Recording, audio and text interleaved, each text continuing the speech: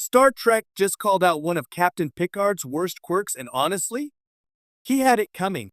Jean-Luc Picard has always been the kind of Star Trek captain whose strengths are inseparable from his flaws.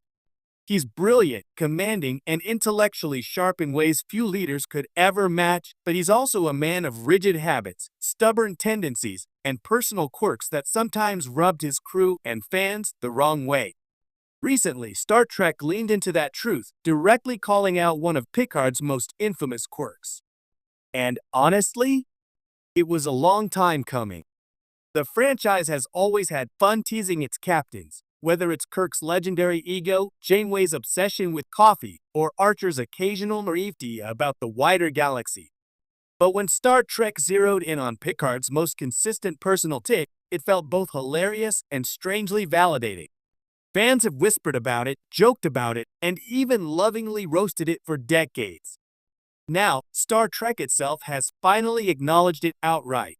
Picard's maddening habit of overformality and insistence on ritualized behavior, even when it makes things way more complicated than they need to be. And yes, this extends to his infamous way of ordering tea. Earl Grey. Hot. The quirk in question. Picard's stubborn formality. For decades, Picard's ultra-formal personality has been one of his trademarks. Where Kirk was casual, improvisational, and frequently rule-bending, Picard embodied the archetype of the reserved, old-world commander. He insisted on protocol, demanded precision from his crew, and often framed even simple interactions in ceremonial tones. It gave him an air of gravitas and sophistication, but it also became, let's be honest, one of his worst quirks. From the way he delivered speeches sometimes when his crew just needed quick, direct instructions to the way he interacted with the replicator, Picard had a need to make things feel important. Where Riker might stroll into 10 forward and casually order a drink, Picard would all but treat the replicator like a personal butler, articulating his request with full diction every single time. And in a recent Star Trek moment, the franchise finally poked fun at that quirk. A younger officer flat out questioned why Picard needed to be so specific about his replicated beverage, especially since, after decades of ordering it, the computer probably already knew. The jab was playful, but it hit on something deeper: Picard's inability to let go of structure, even in moments where it just didn't matter. Why Star Trek finally called it out. Star Trek thrives when it balances reverence for its characters with a willingness to acknowledge their flaws. For years, Picard's quirks were treated as natural extensions of his personality, never mocked outright. But the modern era of Trek has been bolder about blending character critique with comedy.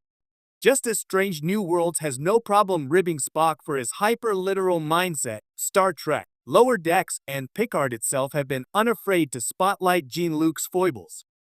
By finally addressing the absurdity of his formal quirks, the franchise did something fans had been doing all along: humanizing him through humor. It's not an attack on his character. It's a recognition that even great leaders have their oddities, and sometimes those oddities are hilariously petty. In other words, it was affectionate teasing, but also a well-earned roasting. The legacy of tea. Earl Grey. Hot. Let's be honest, the three words most associated with Jean-Luc Picard aren't engage, make it so, or number one. There. Tea, Earl Grey. Hot. That simple replicator request became his calling card, as instantly recognizable as Kirk's caw, scream, or Spock's eyebrow raise. And yet, it's also one of the most ridiculous quirks in all of Trek. Did he really need to clarify hot every single time? Was he worried the replicator would otherwise serve it lukewarm or iced? And why did he always phrase it like he was addressing an underling at a royal banquet instead of just asking for a cup of tea? Fans have joked about this endlessly, and now Star Trek has joined the fun. The meta-commentary essentially amounted to, Jean-Luc, we love you, but you're being extra for no reason. The fact that such a small detail became iconic says everything about Picard's character. He elevated even the most mundane actions into rituals.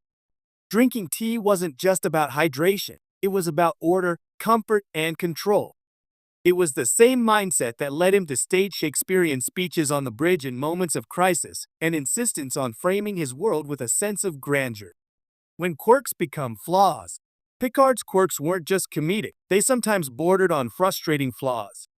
His need for formality often created distance between himself and his crew.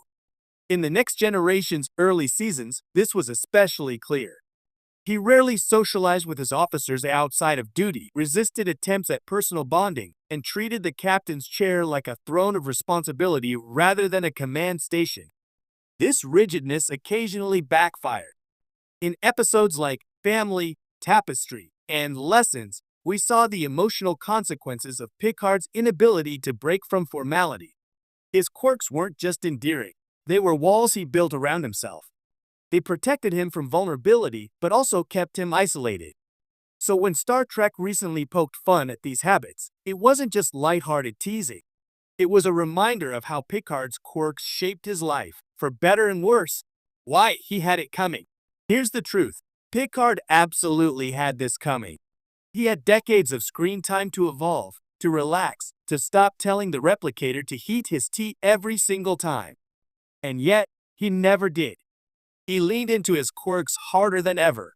By the time Star Trek Picard rolled around, older Jean-Luc was still clinging to the same ultra-formal behaviors, as if ritual itself was part of his DNA. And while there's something admirable about consistency, it's also exactly the kind of thing his crew and fans deserve to roast him for.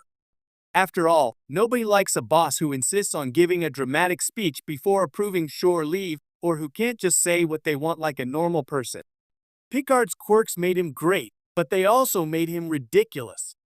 And if you're going to build a decades-long legacy around such behaviors, you'd better be ready for the franchise itself to eventually call you out.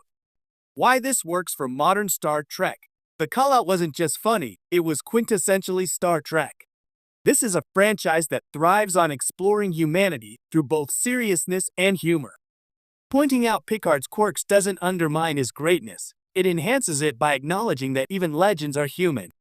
It makes him more relatable, more flawed, and ultimately more lovable.